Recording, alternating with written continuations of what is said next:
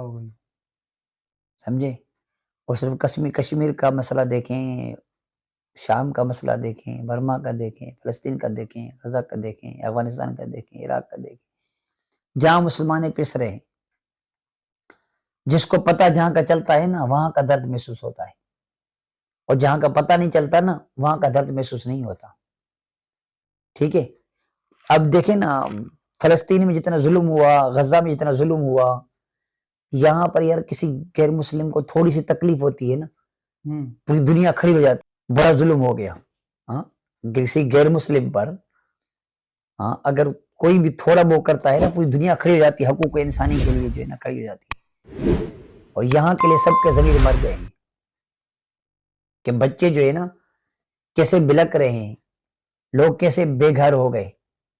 بہت ہاں، تکلیف میں کتنے لوگ مر چکے مسلمانوں نے کیا قصور کیا ہے؟